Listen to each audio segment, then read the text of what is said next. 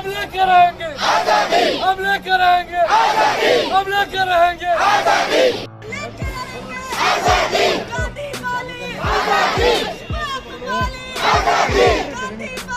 आजादी, आजादी, आजादी, आजादी,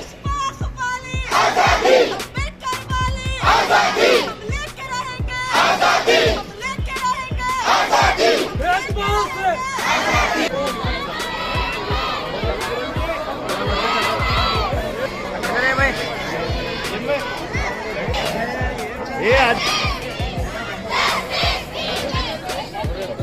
ಮೇಡಮ್ ಹೋಗ್ತಾ ಇಲ್ವಾ?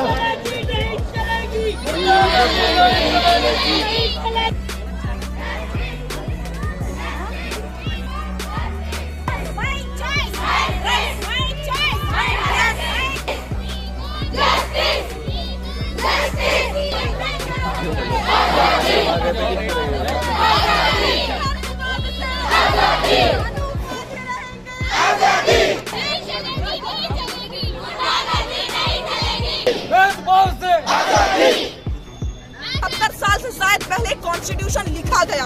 अगर लिखना चाहे तो कॉन्स्टिट्यूशन में ही लिखा जाता ना कि हिजाब करके कॉलेज में नहीं आना चाहिए, लेकिन कॉन्स्टिट्यूशन में ऐसा बिल्कुल नहीं लिखा गया।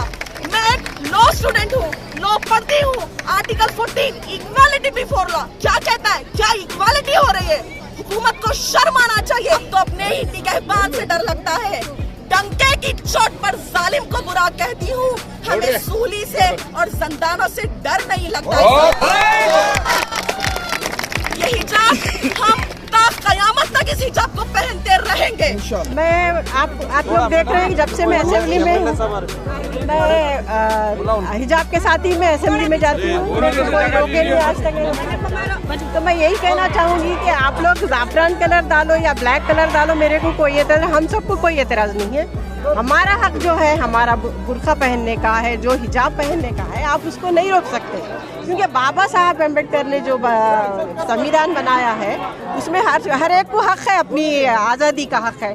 जो चाहे पहन सकते हैं। आप देखिए, कॉन्वेंट में देखिए, आप जो बच्चा पैंट पहनना चाहते हैं, ये लोग का तो कल्चर है, क्रिश्चियंस है वो लोग, उन लोगों का कल्चर है स्कर्ट्स पहनने का। अगर मुस्लिम बच्चे ये चाहते हैं कि शलवार या पैंट पहन के जाना चाहते तो वो लोग अलाउ करते हैं कॉन्वेंट में भी।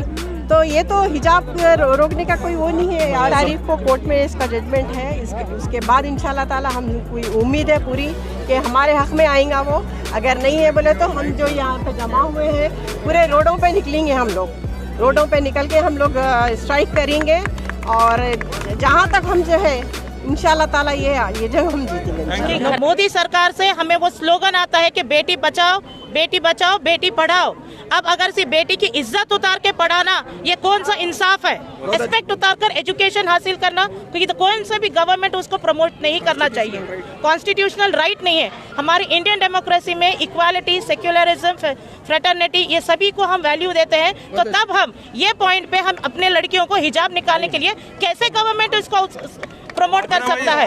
ಉಡುಪಿನಲ್ಲಿ 23 ವಿದ್ಯಾರ್ಥಿಗಳಿಗೆ ಅವರು ಹೈಜಾಬ್ ಹಾಕೊಂಡು ಅವರು ಕಾಲೇಜಿನಲ್ಲಿ ಪ್ರವೇಶ ಮಾಡುವಾಗ ಅಲ್ಲಿಯ ಎಲ್ಲ ಶಿಕ್ಷಕರು ಹೊರಗೆ ಕುಂದ್ರಿಸಿ ಪೂರಾ ಇಡೀ ಒಂದು ದಿನ ಅವರಿಗೆ ಹೊರಗೆ ಕುಂದ್ರಿಸಿದ್ರು। ಆದರೆ ಯಾರು ಅವರಿಗೆ सहाय ಮಾಡಕ್ಕೆ ಬರಲಿಲ್ಲ। हमारे एक हिंदू भाई कल्याण राव साहब भी साथ में, क्या जरूरत है आज कल्याण राव साहब हमारी आज इस मुल्क की संविधान के आधार पर हमारे मुस्लिम भाइयों के साथ खड़ा होकर इस संविधान को बचाने के लिए आज उन्होंने आए हमारे साथ। क्योंकि इस मुल्क का मजहब से बढ़कर इस मुल्क का संविधान, इस मुल्क का कानून बड़ा होता है। इस कानून को खत्म करने वाली हो चाहे कोई भी सरकार हो, उसके खिलाफ हम सख्त से सख्त उनके खिलाफ आवाज उठाते रहेंगे। इस ಯಾವರಿಗೂ ಕೂಡ ಈ ಧಾರ್ಮಿಕ ಸ್ವಾತಂತ್ರ್ಯ ಕಸಿಕೊಳ್ತಕ್ಕಂಥ ಕೆಲಸ ಸರ್ಕಾರಗಳು ಮಾಡಬಾರ್ದು। ಆದರೆ ಅವರಿಗೆ ಈ ಒಂದು ಇದ್ರ ಮುಖಾಂತರ, ಹೋರಾಟದ ಮುಖಾಂತರ ಇವತ್ತು ನಾವು ಸಂದೇಶವನ್ನು ಕಳಿಸ್ತಾ ಇದ್ದೇವೆ। ಉಡುಪಿಯಲ್ಲಿ ಆದಂಥ ಒಂದು ಘಟನೆಯನ್ನು ಕೂಡ ಮರುಕಳಿಸಂತೆ, ಮತ್ತೆ ಯಾವುದೇ ಒಂದು ಜಿಲ್ಲಾದಲ್ಲಿ ಮರುಕಳಿಸಂತೆ ಸರ್ಕಾರ ಇದ್ರ ಬಗ್ಗೆ ಜವಾಬ್ದಾರಿ ವಹಿಸಿ ನೋಡಿಕೊಳ್ಳಬೇಕಂತ ತಮ್ಮಲ್ಲಿ ವಿನಂತಿಯನ್ನು ಮಾಡ್ಕೊಳ್ತಾ ಇದ್ದೀವಿ। क्यों एग्जाम देना हर किसी का हक है भाई, क्यों नहीं दे सकते? ये दिस इज ऑल कम्युनलिज्म। कोई हिंदू मुस्लिम यहाँ पे कोई हैच नहीं। हम कभी महसूस ही नहीं करें कि हम हिंदू मुस्लिम है बोल। We are all united. कभी ऐसा हुआ ही नहीं कि हम हिंदू है। जब हम लोग एक साथ जब कोई वर्क करने के लिए जाते, as a working women we all work together.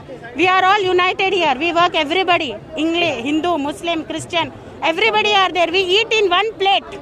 Then why all this communalism is there? Why this all things are going on के हिजाब नहीं पहनना नमाज के लिए क्यों? हिजाब के बगैर नहीं रह सकते और औरतों के लिए हिजाब बहुत जरूरी है इस्लाम में। It's our right to wear the hijab. Constitution एक ऐसा कॉन्स्टिट्यूशन है जहां पर 70 साल से पहले ही एक राइट्स, रूल्स, प्रिंसिपल्स, रेगुलेशंस लिखे गए हुए हैं।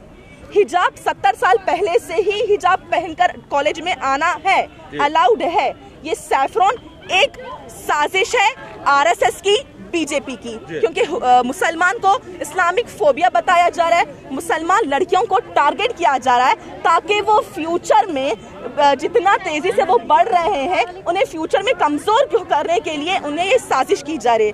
कॉन्स्टिट्यूशन तो कभी ऐसा कह ही नहीं सकता कि इनको राइट्स है, इनको राइट्स नहीं है। अगर कॉन्स्टिट्यूशन में लिखना था तो अंबेडकर पहले ही लिख देना कि हिजाब पहनकर आना है, सैफरॉन कलर का पट्टा पहनकर आना है। ये क्यों नहीं था? उन लोगों को क्या अभी याद आया कि सैफरॉन कलर का पट्टा 2 दिन 3-4 दिन पहले निकला है?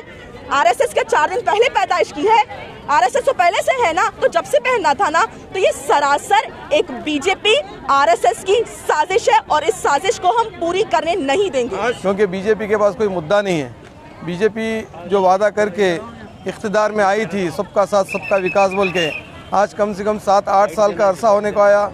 वो लोग जो है ना कोई विकास की बात करे, ना कोई डेवलपमेंट्स की बात करे, ना तमाम अक़वाम को साथ लेकर चलने की बात की है। ये बीजेपी जो पिछले कई दिनों से उडुपी में, चिकमंगलूर में, शिमोगा में एक जगह ये नारा देती है कि बेटी पढ़ाओ बेटी बचाओ, और दूसरी जगह जब बेटी पढ़ने के लिए जाती है तो उसे गेट पर रोककर उसे जलील किया जाता है, मेंटली टॉर्चर किया जाता है, हरास किया जाता है और वार्न किया जाता है कि तुम्हें एग्जाम में अपीयर होने नहीं देंगे, तुम्हारे ऊपर एफआईआर करेंगे। ये बेटी पढ़ाने का स्लोगन है। मगर उनसे कहना चाहता हूँ कि वो बेटी पढ़ेंगी भी, बढ़ेंगी भी और तुम्हें पढ़ाएंगी भी। आने वाले दिनों में बल्कि इसे असेंबली में भी उठाया जाएगा और बीजेपी की ये घिनौनी हरकत को पब्लिक के सामने एक्सपोज किया जाएगा। और ये चाहते हैं कि एजुकेशन से दूर हो जाए बच्चियां, तो ये कभी नहीं होने वाला है। और माहौल को जो कम्युनलाइज करने की कोशिश कर रहे हैं, वैसे प्रिंसिपल के ऊपर शर्म से चुल्लू भर पानी में डूब मर जाना। उसे हमारी बहनों को रोकने से पहले उसे अपनी बहन या फिर बेटी याद नहीं आई, उसके दिमाग में कितना जहर है वो वीडियो में मालूम हो रहा है। बच्चियां रो रही हैं, उसके बावजूद भी जालिम उसे रोकता है, इस तरीके से रोकता है जैसा कि बच्चियां कोई मर्डर कर आ रहे हैं। वहां पर जो राइट टू फंडामेंटल राइट है, एजुकेशन, राइट टू एजुकेशन भी फंडामेंटल राइट है, right to practice religion, propagate, preach, ये सब फंडामेंटल राइट है।